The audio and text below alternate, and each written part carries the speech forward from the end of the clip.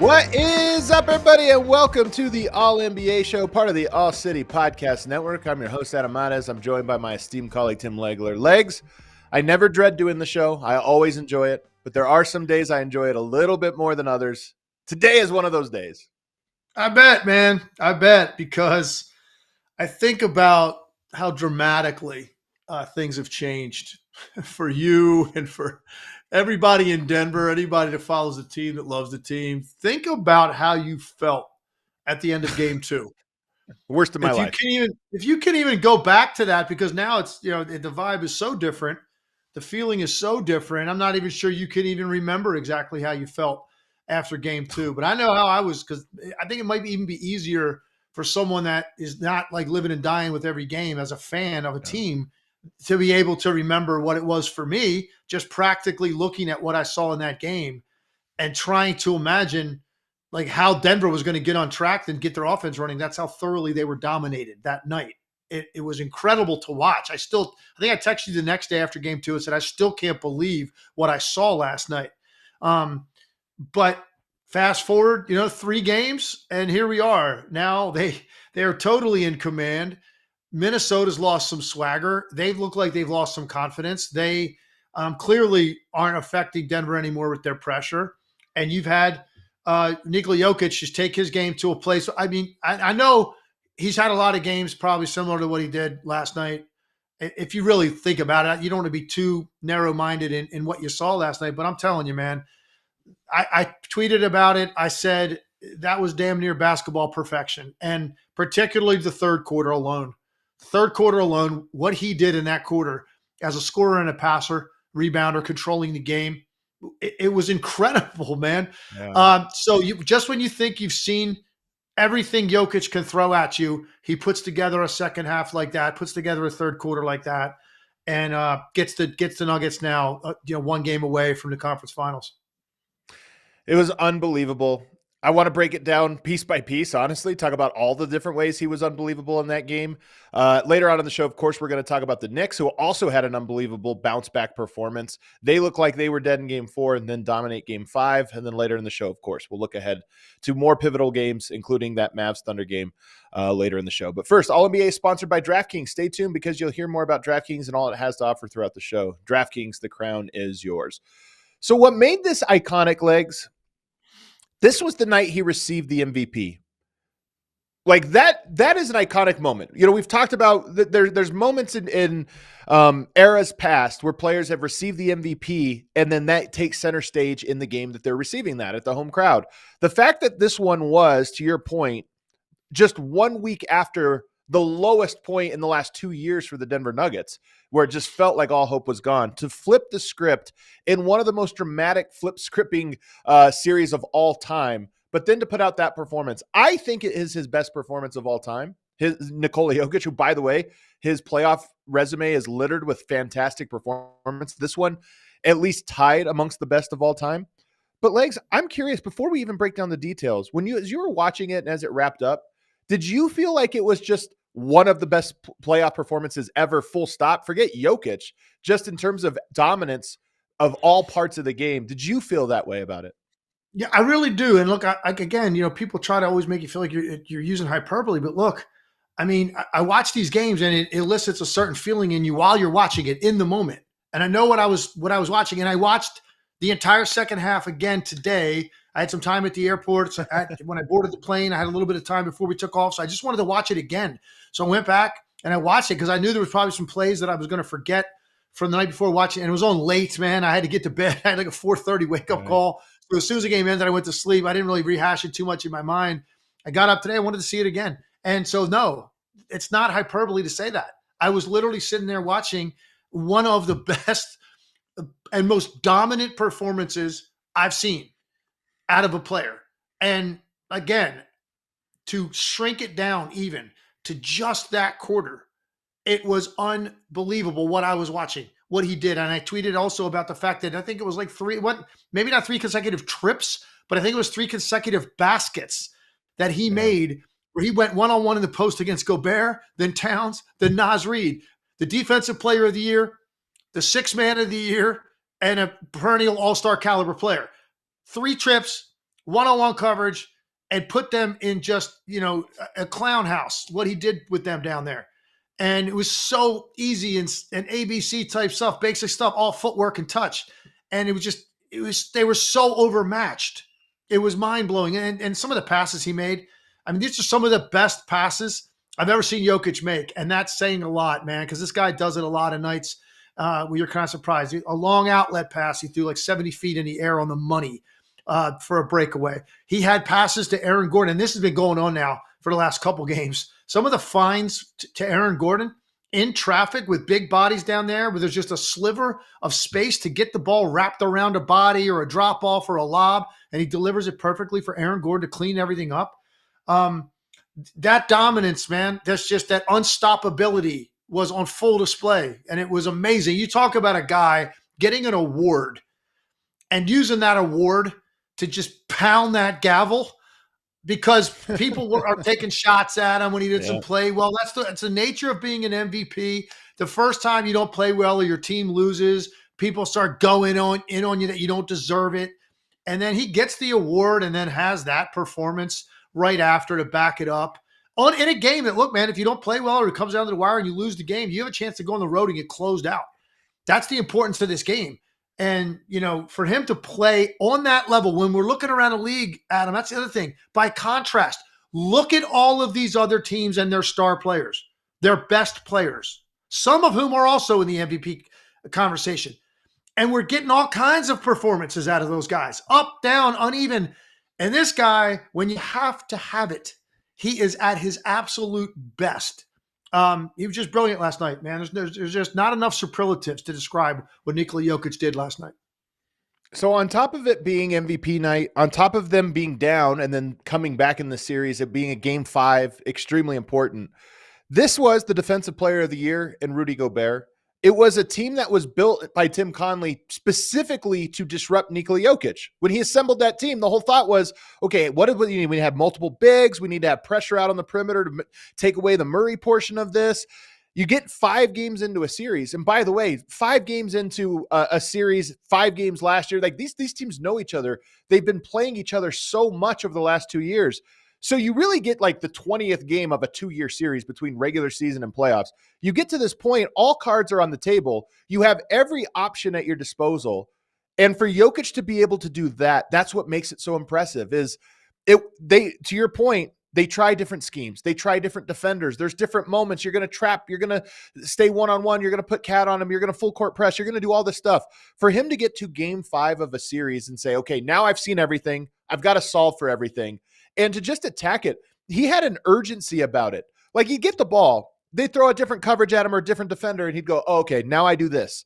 Then they do something different. Now Gobert's on him. Okay, now I do this. It was quick. It was thoughtless. It was just like automatically reacting. And if you're a Timberwolves, player, you have to be looking at that going, we just threw every punch we have in the book. He dodged every one of them and countered immediately. That's what that game was. And that's what makes him so special is it wasn't just shot making. It was the mental dominance of every adjustment that the Wolves have. And it's got to be disheartening. He does something to you that very few players do, period, much less consistently. And he did it the entire game, which is take a look at the reaction and the body language of the guys he's working over after the ball goes in. Or he makes another great pass and somebody else finishes it up. But last night it was mostly on his made baskets. Just look at their own reaction, like to the state of just complete futility. That's where they're at as they're now the ball goes through the net and they're like kind of shuffling up the floor with their head down. A couple of times I saw Rudy Gobert look like he was talking to himself. This is what Jokic was doing to those guys. The other thing about him last night and he's not always like this, Most nights he's great. Some nights we've seen him this year, and you and I, we're on the air. So after some of the games, where whatever reason, man, he just didn't have it. You're not going to have it every night. He's human. He has those nights. Most nights he's great, but then there's some nights where his sense of purpose is so decisive, immediate, and direct. To your point, every single time he caught the ball last night, he was intent on taking them apart. Whatever that was going to be, it was literally the ultimate statement of, just get on my back, follow my lead, and this is how we're going to go about our business.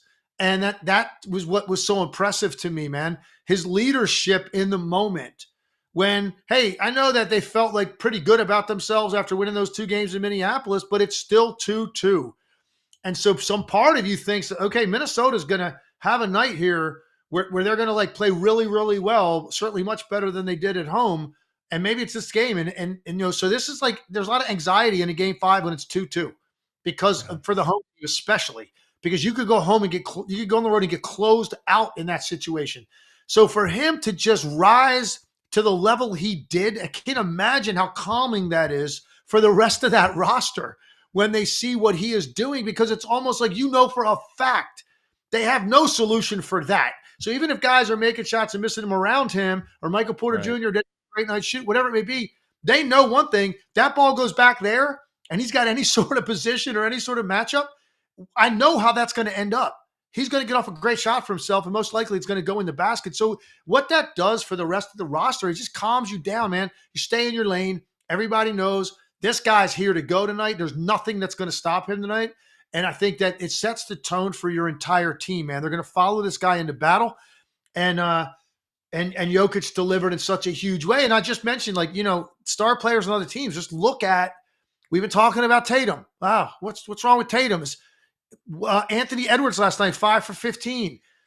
Luka Doncic, which I said a couple of days ago, he can't come up smaller than he did in that spot. Right. So you go all the way around the league, you look at these other star players, and you're going like Donovan Mitchell's out right now. Like everybody's dealing with stuff, not to mention all the other stars that have already been taken out. Right. And yet Halliburton, where were you last night? Like all these stars, Adam, and you don't say that about Jokic almost ever in the playoffs, particularly in the time really ever in the regular season too, but certainly not in the playoffs. And that's just a great quality, man. It's like pencil it in. This is what it's going to look like. But then some nights it's even better. And that's what it was last night. Here's the difference between Jokic and so many of the other great players in the league is Jokic was incredible, obviously scoring. He made every basket. But there is a level of, in basketball, you still are dependent on your teammates. They have to show up. They have to do all of their things right, and a lot of players will attack, and then you're in the corner, and it's just kick to them, and they either make it or they don't. Jokic bends the court so that there's almost a secondary option. Okay, I'm going to do this and this, and I'm going to kick it out to a wide open KCP, and he might make, he might miss. But I'm also compromised the defense before I got to him, that now we're in rebound position as well. So there's this like double factor. He's moving everything around so that it's almost less dependent on the variables of your teammates and this or that, because he's not just attacking. He's not just collapsing the defense. He's moving every piece of the court around exactly the way to compromise you the best. Or perhaps it's to compromise you in transition. So much of this is, you saw the pass Jokic gets one-handed over the top. There's so much thinking that goes into when you're playing against Jokic in the half court, in the full court, on both ends of the court. There's so much thinking of, well, if I do this, am I now vulnerable to that? And the answer with Jokic is always yes. No matter what you do, he's going to figure out how to use your momentum against you. And that's the difference. You're not just counting on guys spacing the floor. He's changing so many aspects of the game that it's not just make or miss. There's more to it than that. Yeah, you're right, man. And one of the things I put in one of the tweets that I put out was, if you could reduce your entire career as a pro player into one quarter, and it has to be all from the same game, and this is the one you want to submit, right? If you could only play one quarter at your Hall of Fame acceptance speech, let's just say, or even if you're a role player and you've got your 12 minutes, like what was the best quarter you ever played in your life? I think I watched it last night at Nikola Jokic. Like that's the quarter he's submitting. We want to talk about where I rank all-time greatness? Okay, well, you can read about the resume, the 3 MVPs, potentially, hey, maybe who knows how many titles he might end up with, and the All-Star appearances and all that stuff, the triple doubles. You can read about that. Those are just stats and like stuff on a Wikipedia page. But if you really want to see like what I was as a player, the essence of me at my best, that's the 12 minutes that he's submitting, in my opinion. And maybe you'd have another one. But I'm looking at that quarter as going, are you kidding me? He was so demoralizing. I think it really absolutely was it was not just the fact that he was producing, it's the way he was just cutting them up. I felt like that was what really was just took all the wind out of their sails, man, because they were dealing with a force on the other end of the floor that was completely unstoppable for them. They had no answer for what to do. So it didn't even matter like if they played a decent game offensively on the other end. It wasn't enough to keep them in the game because of what Denver was doing and what Jokic was doing on against them defensively, which was supposed to be their calling card. And that is what got them up 2-0, and that is what had everybody thinking Minnesota was going to win the series. And now they don't seem like they have any answer for how to guard this team because it's not just Jokic. He's certainly the centerpiece. But it's other guys too. It's the way they're moving the ball. Other guys are making shots. Jamal Murray's been a lot better since those first 2 games. So he's getting help. But it's really, I think, just this demoralizing factor that we don't know how to stop this guy. There's nothing we can do schematically. Double him. He's going to kill us with his passing. Double him late. He's going to hit Gordon late. Play him single covers. Look what he does to these guys that are elite defenders. So, man, again, I've run out of stuff to say about the guy because – on last night, I think I've said it all because it was an absolute master class in offensive basketball. That's what that was. So I'm so fascinated. I think this is a great series for Anthony Edwards, his development. And look, Jokic didn't have what he has now at age 23. Like Anthony Edwards is in the very early parts of his basketball career. But we should mention no Mike Conley last night. Denver was allowed, because of no Mike Conley, he had to miss the game with that Achilles strain or pain. So Denver was able to overload and basically trap Anthony Edwards. They may or may not be able to do that in game 6 if Mike Conley's back. That'll be something we'll talk about here in a second. But what's interesting to me is we talked about this after game 4. The next stage for Ant, he is at the top floor in terms of individual scoring dominance. Like, you can't guard him that way. But now the question is, if a team is going to compromise their defense so much to send 2 bodies at you 35 feet from the basket, do you now know how to see the court well enough to bend the defense to punish you for that? Jokic last night, that was a masterclass in, I can do this in such a dominant way, but I can also leverage that dominance into opening everything up for everybody else. That's why it's the points and the crazy assists and just the offensive dominance. For Ant last night, the trapping clearly caught him a little bit off guard. And it wasn't that he was bad in that. It's that he wasn't able to use that, to maneuver that, to use it against Denver. And maybe he will in game 6.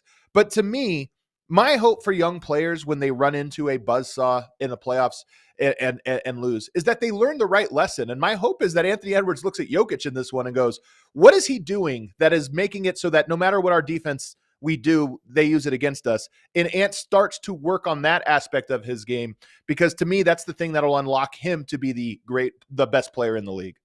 No doubt. And it's a little bit different component, what you're talking about when you're a wing player than it is when you're a big, right? Because a lot of the touches and opportunities you're going to get if you're Jokic are down much closer to the basket. Your back is to the basket.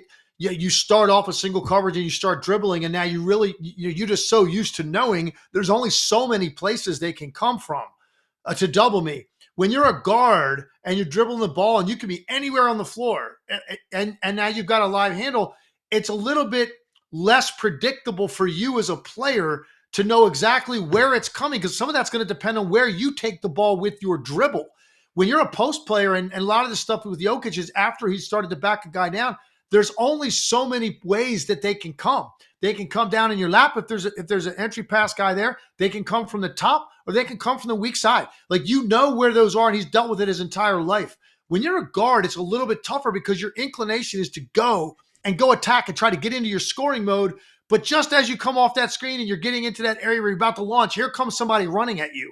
And now it's like throws your timing off on what you want to do. By the way, the other guys on the court, we're expecting you to have shot that, but you couldn't because of the late traffic running your way. So the ball comes out, but it doesn't come out in a precise way to beat you and make you pay for what you just did. When you double a post-up player, the passes that come out are much more precise and orchestrated in what the chain of events is going to be. It's either going to be a direct pass from him for somebody for a shot, or it's going to be a pass that needs to be made that will get pieces moving defensively, and eventually the ball will get to the other side of the floor for somebody else to have an open shot. It's an easier read than it is for a guard that's a scoring player that's coming at you from all different areas of the floor. The traps are coming at him from different places, and his guys might not be in the best position to receive passes directly out of that where you pay a price. I want to ask you, so one of the things that's so interesting about a playoff series is teams usually will start to figure out some of the margins. Naz Reid is the sixth man of the year. He's been incredible. He's kind of become a liability in this series. And that's the series can go one of two ways. Naz Reid becomes a guy, and early on in the series, he was this, where it's like, oh my God, that's a problem. That margin is opening up the gap here between these two teams. But over this last bit, Jokic obviously has figured out how to attack him and compromise him on the other side. But Denver collectively has just taken away his impact offensively. He's not getting the same touches, not getting the same looks, and Denver's rotating in a really interesting way when he's on the court to kind of take away his pick and pop threat. But that, to me, this is what makes a series so fascinating, is you got on one hand Christian Braun, even Holiday, Reggie Jackson. Those guys are making better contributions than what their regular season contribution was. And now Naz Reid, as the series has gone on, has almost become not just a non-factor, but a guy who is like, can we have him out there? We almost can't count on him to spell a Gobert, spell a Towns, because Jokic is taking it to him so thoroughly. And that, to me, is what's so fascinating about a playoff series. Yeah, agreed. And because, Naz Reid had his imprint all over game two. Gobert wasn't there that night, and Naz Reid with his speed, was it game one when he had the big fourth quarter? Was that game one? Yeah, it was. It was game one. Yeah. So game one, he had the big run in the fourth quarter that I thought was the difference in the game. He got them separation right there. And then game two, he scored, but it was his defense. He's flying all over the court and like massive impact. You're right. Last three games, he's been relatively negated. There's an answer for him, and the Nuggets came up with that answer. Now the next level player beyond what Naz Reid is, okay, they're going to have an answer for me if I hurt them. Now you're good enough then to have a counter to that. And that's obviously sums up Jokic, and look, it carried over to the entire team last night. The only guy on the team that played that had a subpar night really was Porter. He was 2 for 10. Aaron Gordon was incredible. 7 for 14, 10 boards, 5 assists. 18, 10, and 5 don't come close to quantifying the impact that Aaron Gordon had on that game. Jokic, of course, we already been over him. Jamal Murray, 7 for 14. Really efficient night. Okay. 8, 16 points. Yeah, but I'm saying, like, in terms of his efficiency, it wasn't like he was out there struggling. He wasn't. Right. KCP, 6 for 8, 4 for 5 from 3. You can't ask for more from that out of that spot. Christian Braun, I thought, was fantastic. 28 minutes, ton of energy, 10 points, aggressive, attacking. And then Reggie Jackson, 7 minutes, goes 3 for 3 from the field. I mean, those were the main guys that played. Justin Holiday, you only took one shot, 15 minutes. He didn't really hurt you, but he just didn't get any opportunities, and he helped you the game before. So I just thought their whole team, man, was so on point because of how great their best player was and how Minnesota was reacting to him the entire time. And it set the table for everybody on that team. And it's really interesting now to sort of get into the psychology of the Minnesota Timberwolves as they go home and try to force a game 7. Like, where are they mentally now after having that done to them? And not even the fact that they've just lost 3 straight games. That game in particular, when you knew you were coming with everything you had in a 2-2 situation, the importance of that game to reverse momentum in the series, to be able to go home and close it out, everything you had went into that game, and you had absolutely no shot to guard this team because of Jokic. So I wonder what that does to you as you get on the charter and you fly back and you have a day off and you're watching the film. And I don't know. Do you think, man, he can't be better than that, so we took the absolute best they had, right? Or do you think, like, I don't know, petition the league to play 6 guys if you have to? I don't know. I don't know what the answer is, somewhere in between. Here's what I think the answer is, Legs. Because Murray, you're right, did not shoot them out of it. He made some good plays. He did some stuff. But to me, he was phenomenal in games 3 and 4. And he was back to missing shots and not being able to get his shots as comfortably in game 5. Jokic obviously carried the load there. My wonder is, I think when you go on the road for game 6, you have your home crowd. If you do what the Lakers did to Jokic and just say, we're not going to let him beat us. We're doubling it as soon as he catches it. We're not even doing a crafty double. We're going to double from a surprising spot. We're going to wait till he dribbles. We're just going to double him right away. Force them to move the ball to open guys. And let's see if their open guys can make shots in this game. I think their game plan for game 6 has to start there. Just dare Denver to get decent to good looks from their others, but don't let Jokic do what he's been doing for these last few. And then on the other side, look, a big part of what happened was with Mike Conley not there, if you neutralize Anthony Edwards, if Anthony Edwards doesn't score 30 points, Denver's going to win. Minnesota can't score enough to keep up with Denver unless Ant has great games. So Denver compromising themselves to trap him. If Mike Conley's back and you're at home, you're going to get open looks. I mean, Nickeil Alexander-Walker got 8 threes off yesterday, all of them clean, goes 4 of 8. You're going to get open looks. So I would say you force this into our role players versus your role players in a shootout in game 6, and we have home court advantage. To me, that's your best bet. And Denver has the shooters to maybe just get hot and knock them down. But at this point, you would take that bet than the can Jokic score on our guys bet, because that one to me is already cashed. Yeah, there's no question about it. Enough's enough is what I would be saying. And I, as a coach, I didn't coach at the NBA level, but I coached a lot of important basketball. And I would have a very difficult time watching any player just work me like that repeatedly. I'm sorry. I got to see what other guys are capable of doing. And I know this is an incredibly well-balanced team with a lot of guys that can hurt you, but I'm sorry. If that means you get the ball out of his hands, and that's going to mean a little bit more probably single coverage on Jamal Murray, and not really getting it out of his hands, right? And living and hoping he doesn't have one of those nights where he gets into that mid-range game and all that, where now they're just too much for you anyway if that happens. But you clearly you have to pay attention. Always have to be shading toward Aaron Gordon. So who does that leave? That leaves these other guys, man. KCP, Christian Brown, Justin Holiday. Who else? Am I forgetting anybody? Reggie Jackson. Have at it. Michael Porter Jr. obviously has got the best stroke of that group. He's not exactly feeling it right now. So maybe I'm even including him in that where, hey, see if he can make 3 of them in the first quarter. Because if he doesn't, maybe it starts to mess with his head a little bit because he's not shooting particularly great. Or, you pay a little more attention to him, like a halfway toward him and try to get there. But those other guys, it's almost like you have to go, we're not even going to rotate to you. And because of what we have to commit to Jokic and defending the baseline. And then Murray with ball screens and stuff, there's only so much you could take away. I think that's what's left to your point. I think you're right, man. It's a barren landscape for those guys. Have as many as you want. And if they just start raining threes in the first half of the game, you just pat them on the back and you go to the summer and you figure out how do you start to close the gap with this team. I would bet that game 6 is a Jamal Murray game. I would guess it's a Jokic assist game.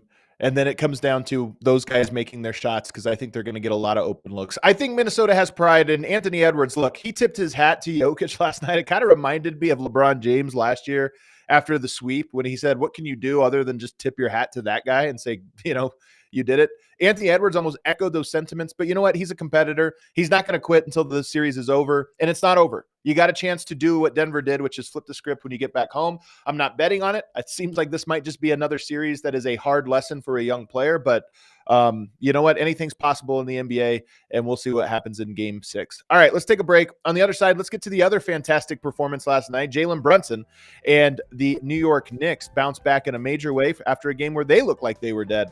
We'll talk about that and get to the Mavericks and preview their game tonight later on in the show. But first, let me tell you guys about the Game Time app. What are you getting into this summer? What are you getting into this weekend? What are you getting into tonight? Maybe you're in Dallas and you want to check out this game. Or actually, it's in Oklahoma City, isn't it? Maybe you're in Oklahoma City. You want to check out this game tonight. We'll hop on the Game Time app and peruse all of the last-minute tickets, flash deals, zone deals, and get the best deal for that event. They've also got events like festivals or concerts or things you might not even know about. One of the best things you can do if you don't know what you want to get into on the weekend is just hop on the Game Time app and look at events near you, and it'll show you things you probably didn't even know that were going on. And they've also got those last minute deals where you can save up to 60% by buying last minute. I always recommend for people, maybe not in the playoffs, but usually in the regular season, you can just go to the arena without a ticket and then hop on right outside the gate, and somebody will be selling tickets and you can get a great last minute deal. So take the guesswork out of buying NBA tickets with Game Time. Download the Game Time app, create an account, and use code ALLNBA for $20 off your first purchase. Terms apply. Again, create an account and redeem that code ALLNBA. You get $20 off. Last minute tickets, lowest prices guaranteed. Also want to tell you guys about DraftKings Sportsbook. The NBA playoffs are heating up, and so is the action at DraftKings Sportsbook, an official sports betting partner of the NBA. They've got same-game parlays, live betting, odds boosts, and so much more. You don't want to miss out on the NBA as the postseason winds down. I wonder, I didn't even look. Maybe, Emma, you could look at this for me, what the futures bet is now for the Nuggets to win the title. Because if you would have bought in 1 week ago, their odds were probably fantastic. And now I'm guessing that the books have caught up and they're saying, hey, this might be the best team in the NBA. So you can lay down that futures bet. Maybe you can lay down a future bet. We actually have ALLCITY bets that you can make there as well. So if you're new to DraftKings, you got to check this out. New customers bet $5 to get 150 in bonus bets instantly. Download the DraftKings Sportsbook app now and use code ALLNBA. That's code ALLNBA for new customers to get 150 in bonus bets when you bet just $5. Only on DraftKings. The crown is yours. Gambling problem? Call 1-800-GAMBLER. Or in West Virginia, visit 1-800-GAMBLER.net. In New York, call 877-8-HOPE-NY or text HOPE-NY 467-369. In Connecticut, help is available for problem gambling. Call 888-789-7777 or visit ccpg.org. Please play responsibly. On behalf of Boot Hill Casino and Resort in Kansas. 21 and over. Age varies by jurisdiction. Void in Ontario. Bonus bets expire 168 hours after issuance. See dkng.co/bball for eligibility and deposit restrictions, terms, and responsible gaming resources. All right, back here, segment 2 of the All-NBA show with me, Adam Mares, and Tim Legler. Hit that like button if you're watching live. Leave us a comment if you are not. And definitely subscribe because we're doing this 4 times a week for the next 2 rounds, all the way to the end of the NBA Finals. I see Big Namek in the chat says he used Game Time to buy tickets to the finals game 4 just an hour before tip-off last year. So I'm wrong. Maybe you can just show up to the arena even during the finals and get your tickets last second. So there you go. Also, Emma tells me that the Nuggets are now minus 115 to come out of the West legs. They're now the odds are now greater that they come out of the West than that they don't. What a turn of events. And look, they'd already started to turn it around to that level, but I think what's got these numbers now skewing like that dramatically now in that direction and flooding in that direction is not just that they won 3 in a row or that they won last night. It's the way Jokic looked in doing it. Yep. That is a big determinant factor in that number. I was thinking about it, man. Listen, they got more games to win. They got to win 1 more in this series. They're going to play a good team in the next round. They're going to play a different team. Potentially, the team that won 64 games in the regular season in the finals, if this all plays out kind of how I think it's going, I think you would agree with this. If they do this and they win this series, let's say even next game, they win it in 6, they win the next round, let's just say 6 games, either of those teams, and then they win the NBA championship, you got to say that this is a significantly more impressive championship than last year for the reason. Oh, for sure. Of and not only where they came from, they were at the depths of doubt after that second game against this team. But you at that point will have gone through LeBron James and the Lakers and a lot of people saying that, hey, if they could have beat any other team in the West potentially except Denver, well, you got Denver. They sent them home in pretty quick fashion. That's LeBron James. That's Anthony Davis. Then you come into this round, you've got this team with the young emerging superstar in Anthony Edwards and the best defensive team in the NBA with all that size, with the defensive player of the year on it, who is a center, by the way, exactly the position Jokic plays. You dispatch them and come back from down 2. And then you're going to get either Shai Gilgeous-Alexander in the number 1 seed in the Western Conference, or you're going to get Luka Doncic and Kyrie Irving tandem. Either way, to get through that, you end up with a team that had 64 wins in the regular season. So I mean, this path, if it plays out that way and they do end up with a title, and a lot of times that second one isn't as impressive as the first one. And I think that would be the exact opposite in this case. This will be significantly more rewarding, I think, actually, for everybody on board, man. And I got to give Michael Malone a lot of credit for where this team is sitting here right now after that game last night, because where they were when they left Denver to go on the road and I got a sense of it before game 3 and talking to him and where his mindset was and his ability to be hard on them while also maintaining their confidence and also having a self-assuredness that, hey, we're turning this around. But I am really ticked off at what just happened to us. I thought that it was the perfect approach to this group, and they can handle anything he threw at them for 4 days leading up to game 3 that really was the impetus for turning the series around. Mike Malone is so good at knowing at the emotional part of that job. Like, what is the notes that need to be played? And I love the way you put it. Like, he was inspiring while also being disappointed in the team. So it was like the perfect mix. It wasn't just inspiring. It was also, hey, critical. You guys got to do this and got to prove it to yourselves. Let's go to another team that had something to prove. The Knicks got blown out in game 4 by the Pacers. They were dropping like flies, losing guys seemingly every game. And the Pacers had the momentum coming back to the Garden. But one little tweak, Miles McBride starting in place of Precious Achiuwa. You're going to go small. You're going to put a little extra spacing on the court. Not a little. You're going to put a lot of extra spacing on the court, more guys to attack, and sort of match small ball with small ball. Josh Hart, effectively your power forward, just right out of the gate. And it worked immediately. It opened up and freed Jalen Brunson, who once again went for 44 points. They outscored them by, 15 in the first half of that game and kind of put it away early. So was that adjustment? Is that an adjustment that was, ends the series legs? Was it an adjustment that you thought made the biggest impact in this game? What did you make of that specific move? Yeah, I mean, I guess because of where we're at here, 3-2 going back to Indiana, I wouldn't say that it ended the series. I think the Pacers can win game 6 and force a game 7. And then, who knows, man, in a game 7, right? I mean, that certainly favors the home team, but you also have some guys that might crumble under the pressure a little bit, not have good shooting nights. A lot of things can have foul trouble. Someone rolls an ankle. I mean, the Knicks have dealt with anything can happen in a game 7. Pacers just have to get it there first. So I'm not saying the series is over. I'm really disappointed. Praise the Knicks for the way they played. That was an absolute, frenzy that they played with. There's no other word for it. It was an onslaught. They were coming at them in waves. The energy discrepancy was incredible. 20 offensive rebounds. Brunson looking like he was super comfortable and aggressive early in the game. It took 35 shots in the game, which for a great player to even get off 35 shots, right? It tells you that where he was operating, where his mind was. Like, hell with this. I'm doing this myself if I have to. Probably wasn't very happy the way he played in Indiana. Turned that around in Madison Square Garden. He looks like the guy we watched all year. Last night, again, way too much Nembhard on him. I'm going to pound that. Yeah. That might actually go on my tombstone one day. And Nembhard's too small. That might be on my tombstone because I've been saying it since before the series started. You can't do it.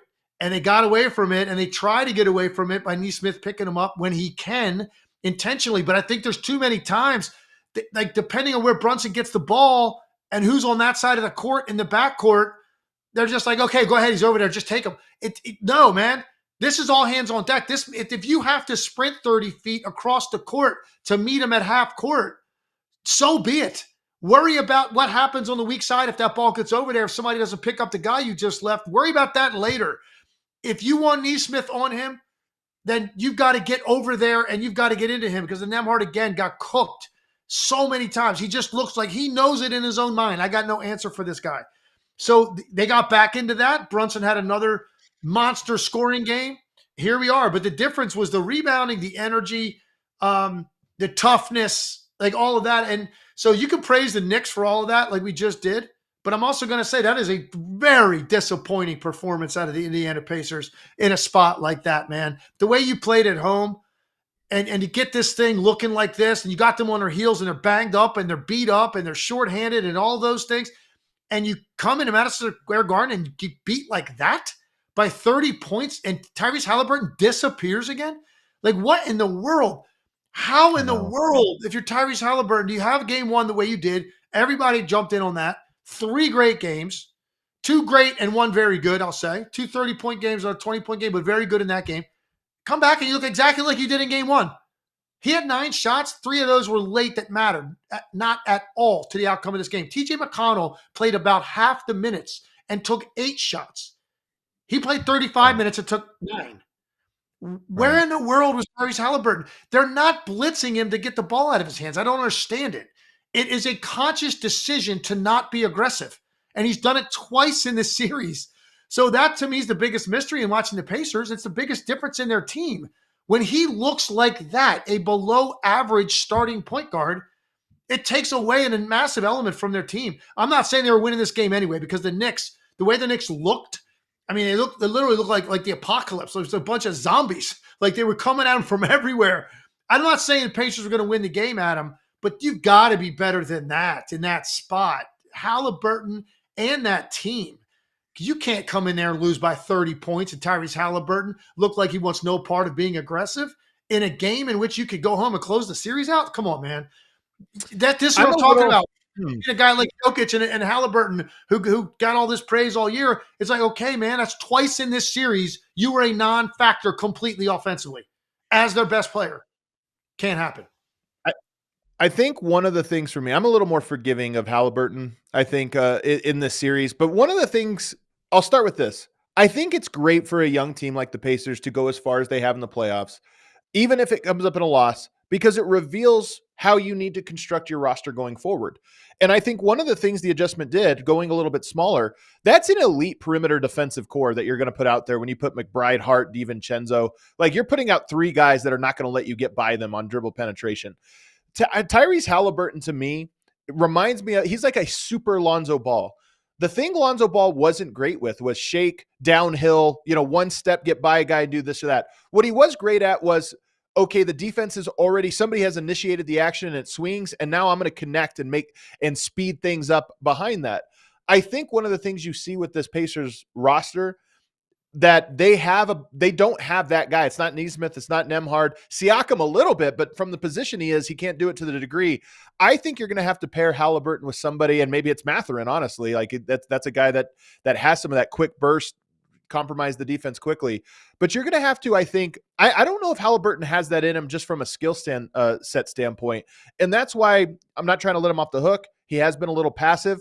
But I think he's going to look a lot more comfortable doing the things he's great at if they give him somebody else there besides a Nembhard who has the ability to break him down. Am I being too soft on him with that? Right. Just trying to give him a little out? You're so soft right now. I would sleep. I would put my head on you and go to sleep. That was a pillow take if I've ever heard one. It was a pillow. It was a down pillow. It was Charmin. It was marshmallow. How many more soft words can I come up with? Oh, man. Emma, clip this one. Clip this one. Oh, I mean, my goodness. Your kids must get away with murder, Mr. Softy. Unbelievable what I just heard come out of your mouth. I've never seen anybody go softer on somebody. Because I don't think I'm crushing the guy. I'm just saying. You're not crushing him. Here's the thing.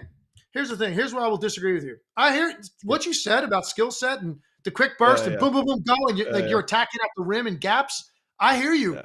One of his biggest weapons is sort of coming off a brush screen and with a little bit of space, and he does that little sidestep three. And it's not the quickest release. I get it. It's a little bit of a longer release. But I know also how many times last night and in game one, he planted – put that thing in the, in the cradle and was like, and then just pulled it back. But I thought, well, why didn't you shoot that? Even if it was going to be a little, like really contested shot, like you're a good enough player to do it.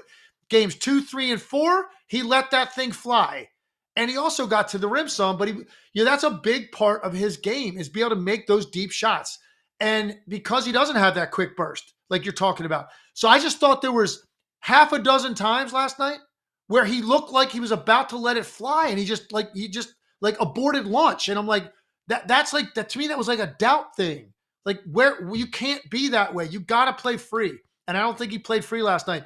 Look, what also hurt him? I'm being fair here. 20 offensive rebounds and 62 points in the paint. So what that means is you've got everybody collapsing down trying to help out on the boards. The ball is not being rebounded the first time on one of those long rebounds where you could outlet to him. Get him up the floor where he's got some room to get to the rim or stop and shoot the three or throw it ahead. I hear you. Like that was a big part of why they couldn't get out of the mud because all they were doing was giving up second chance points in the paint and taking the ball out of the net with 5 guys back near their own baseline. So I'll give you that. That was a part of Thank you. their style of play that could not get going because of how great the Knicks were at getting their own misses and then scoring on those. So I hear you, but I still think you went really, really soft on them. Man, I know how Rudy Gobert feels now. Getting humiliated. I just got Rudy Gobert by legs on these takes. Hey, remind me. I'm hoping, and listening to that take you just gave, I'm hoping if one day I ever find myself in some legal trouble and I walk into a courtroom, you are the judge sitting behind that bench. That's all I'm saying. Because I know I'm getting a slap on the wrist in that case. I'm going to redeem myself here. You know who had a great game, Legs? My guy, Isaiah Hartenstein. He was incredible. He sure did. Let me bring it back. 12 offensive rebounds for him. All of them felt deflating. And you spread the team out. You go a little bit, more spacing. You take Achua out of there. One of the things that happens is I think it's actually harder to rebound against 4 out when you have the one guy who's the center, when he has a motor like Hartenstein. And then you talk about, all the other guys you have to worry about, Hart to box out, DiVincenzo to box out. You go 4 out with one guy like Hartenstein out there, man, and you're going to get a lot of offensive rebounds. But 20 offensive rebounds as a team and 12 from Hartenstein, only 3 shots from him, and yet he somehow dominated this game in his role. I'm just so impressed with him and his ability to understand what's needed from him in any given moment and then to execute that at that level. Unbelievable. The ones he gets too, like he gets them when you're watching it live and it just doesn't look like he's got the angle to get to the board. It looks like the Pacers are in great position and he just goes, anything that hits his hands, he comes away with. So he's obviously got great strength because any of those 50-50 type where somebody else has an equal opportunity to it, he rips it out of their hands like it's nothing. I liked about the game last night. I liked the fact that we had a couple of little mini skirmishes. Yeah. You should by game 5. It should start probably game 3, to be honest with you. But game 5, 4 and 5 is when you really start to see some of this stuff. You saw a little bit of it in the Dallas game with Derek Lively. Like, guys are tired of looking at the same face across from them. Hartenstein got into it with Isaiah Jackson. DiVincenzo got into it with Miles Turner. Yep.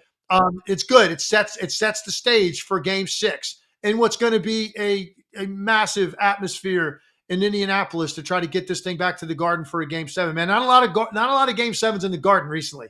So this would be epic, right? To get Jalen Brunson the way he has played this year with this particular team, right? That this city is identifying with to this degree, and get a game 7 in Madison Square Garden on a Sunday would be incredible. Yeah, that would be incredible. Do you think it happens if you had an early pick? I mean, here's the thing for me. Yeah. When you make a giant adjustment like a McBride in the starting lineup and playing him in that role, that's a thing that lends itself to a counter adjustment. So usually by this point in the series, like all cards are on the table, I do feel like not that the Pacers got caught off guard, but that it's like, okay, if that's their best punch, now what do we do to mitigate that? So I feel like there's a really good chance for the Pacers in game 6. Yeah, I like the Pacers in game 6 too. Particularly, I think if I'm Rick Carlisle, smartest thing he can do is take a copy of this podcast and let him look at your review of his game and avoid watching my review of his game because we don't want him to get down on himself. Keep that spirit up. No, obviously I'm having some fun with that. But yes, no, listen, I've liked them. I've liked them for a long time, man. I like the Pacers a lot. I think they have an answer. Halliburton is the guy. That's going to be I think the massive difference between what you saw last night and what you're going to see in game 6 and what you saw in games 2, 3, and 4. It's a dramatic difference. And unfortunately for the Pacers, they can't survive, and the difference is that great. So I think Halliburton gets back on his game. They've got to figure out a way to not allow Jalen Brunson to continue to get into these 35 shots for a 6-foot, 1-inch or 2-inch guard. Like, that's a lot of shots, man. A guy that size should not take 35 shots in a game and be over 50%. That just cannot happen. You think about the guys like the smallest type guards that would take that many shots. First of all, I don't know how many there are ever have taken 35 shots in a playoff game. You'd have a hard time. I don't even know this. Did Allen Iverson ever take 35 shots in a playoff game? Like that, probably. I think about his style of play. Yeah, he probably did. But I bet you on those nights he wasn't going over 50%. Yeah. Like what? It's hard for guys that size because everything's contested. you feel Yeah. like, right? And they're not playing above the rim. Brunson's not playing in that way at all. Nothing really easy is coming to him. And he's working. He went to work again last night, like much of what we saw this season, like much of what we've seen to this point in the playoffs. He went to work, got to his spots, and then had those soft finishes at all different angles, the mid-range, and then the soft stuff off the glass. And Indiana didn't have an answer. They have to have a better answer on him, clearly. Better job of the defensive backboards. And then Tyrese Halliburton, where are you? You got to be closer to what you were at your peak. You can't be that quiet on nights that you're quiet. Yeah. All right, let's go to this last segment here where we look at the lines. Look at the lines presented by DraftKings Sportsbook. Remember, use that code ALLNBA whenever you sign up. So the games tonight, the first one can wrap up. This can be a clincher for Boston. They are favored by 16 points, Legs. I think this is one that is very likely to wrap up tonight. Do you have any thoughts on Cleveland, Boston, and what they can do? I mean, they're so short and they're so big up. But is there anything they can do to make this interesting? I mean, you would take an epic 3-point bombardment. They took 48, I think, last game. So even without Donovan Mitchell, they were able to get 48 3-pointers up, right? Because you could take threes pretty much. So it's going to take one of those just massive nights. They make 23s. Miami Heat game 2 of that series per type performance when they hit 23 or 24 threes in that game. It's going to take something like that because there's just not enough offense generation to keep up with the Celtics with guys getting their own without Donovan Mitchell on the floor. So it's going to take that, man. Guys shooting above their pay grade, bunch of dudes chip in with multiple made threes, and you get that number up 16, 18, 20 made threes. You can at least be in the game in the fourth quarter, but those guys put those lines on those games, Adam. They know what they're doing. There's a reason that's a 16-point spread. We don't see a team favored by 16 lose very often. That's a major upset when the book comes out at minus 16. The other one we have is way more interesting, and that's Dallas OKC. This one is Thunder minus 4, as the series shifts back to Oklahoma City. But this one to me reminds me a lot of last night's game in terms of the setup. I could see either team winning. And it's just going to be a massive one. You need big performances. You've been calling for it for Luka Doncic. So what's the story tonight? Look, man, we said it the other night. Shai Gilgeous-Alexander was sensational when they had to have him be. When greatness is required, you're able to find that. That's what he had to be for his team. He was. Dallas has 2 guys offensively on that level, and neither one of them did anything remotely close to what Shai Gilgeous-Alexander could do. And it's really is simple. This is simple, man. If Luka is dominant, I think the Mavericks win the series. If Luka continues to be below average by his standards, unless Kyrie Irving, who's more than capable, picks up that slack and has an electric night, which he's more than capable of doing, right? They're going to lose the series. So one of those 2 things has to happen. Luka can be dominant and Kyrie average, and they win. Luka can be spectacular. Kyrie can be below average. They win. Luka can be below average. Kyrie can be spectacular. They win. There's a lot of combinations there. The one thing they can't survive is both of those guys being below average, which is exactly what they were in the last game. And so now you've set up this hugely important game. And I don't know what to expect out of normally I'd say, I'm counting on Luka. I've been saying that a lot. I don't know anymore. I don't know what to think about it. What's he going to do tonight? Is he going to start making some perimeter shots? Is he going to stop playing so slowly where he's carrying Lou Dort around like he's got a refrigerator on his back? Are you going to stop playing that way? Because if he doesn't, you're going to see more inefficient nights. And Oklahoma City's at home is going to win the game and put Dallas, certainly on the brink of elimination. But at worst case, you're going to be a game 7 on the road at some point for them. I think Dallas, best chance, win game 5, go home, win game 6. But that's not happening if Luka Doncic looks the way he has looked for the majority of the postseason. We use the legacy too much in sports. Like Luka's career, there's a lot more ahead of him. But tonight is certainly a big chapter in the book of Luka. It's a big one because of how poorly he was in the last game, how poorly he played, and because of how much this one means. Really a chance to go to the conference finals on the line. Who gets momentum, a chance to get that one and then close out in 6.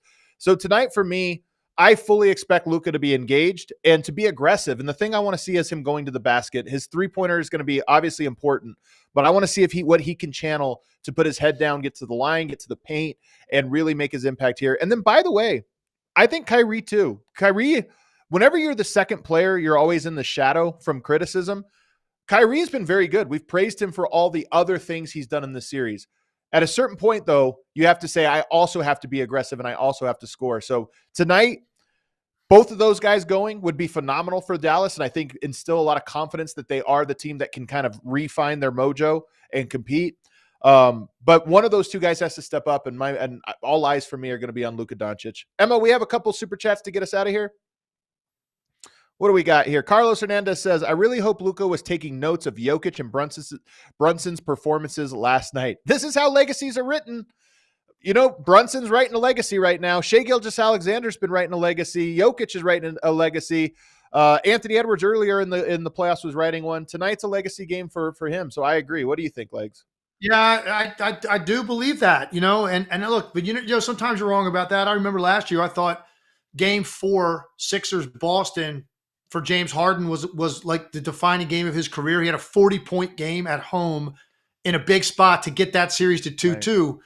And then in Game 6 and 7, he was nowhere to be found. So, turned it right back around again. So who knows? But I know this. I do think it's a little bit easier for a guy in Jokic who is not relying on making jump shots. Like he can play game. Well, he doesn't make jump shots, and he is unstoppable, right? For Luka, a big part of it is the ball has to go in from the perimeter because he gets opportunities. He takes a lot of them, and they can't be as many empty trips. It's that simple. So it's a little bit harder if you're not feeling it to make perimeter shots than it is. I'm just going to go work these guys in the post as a scorer and passer. Luka can't really do that. He's got to put up a scoring number, and he's got to make jump shots to do that. So that's why I'm a little bit more hesitant. But I agree with you, man. This is the kind of game you come through for your team. You come through. Whatever it takes, man, you better figure out a way. And if you just can't physically, it's just not there, well, then they're going to be going home, and it's going to be Oklahoma City and Denver in the conference finals. What else we got, Emma? Gordon, the homie over from DNVR. I admit I was skeptical, but the content and quality of this show has sold me. Excellent job, fellas. Thank you, Gordon. Look at that. 28 Canadian for us. Their Legs. We appreciate you, Gordon. Anything else? Was there another one? Psycho Blue says Jokic got him quaking with that cream shake. Okay. It's not the dream shake. It's the cream shake. Emma, you got a Photoshop for us? Were you going to bring that one up? Oh, do you want it now? You could throw it on the show if you have it available for you. I think Legs will enjoy it. Oh my God, Legs. This is Legs bodying me today on the show. There's the show summary for you right there. Just no answers for Legs. I got no answers today. Absolutely love it, man. Now listen, I'm going to go. I'm going to leave here. I'm going to go, get a nice little cup of warm cocoa with some marshmallows in it, and I can revisit your take that you had on Tyrese Halliburton. That's what I'm going to do now. So you think about next time you bring the heat against one of these guys, you better bring the heat. No. Man, oh no, this is too bad. I'm down bad, man. What a great show. What a great show today, guys. And we're going to be back tomorrow recapping whatever happens tonight in those two big games tonight. Did the Celtics close it out? Does Luka have a response? We'll be talking about that tomorrow. Hit that like button for us on the way out. See you then.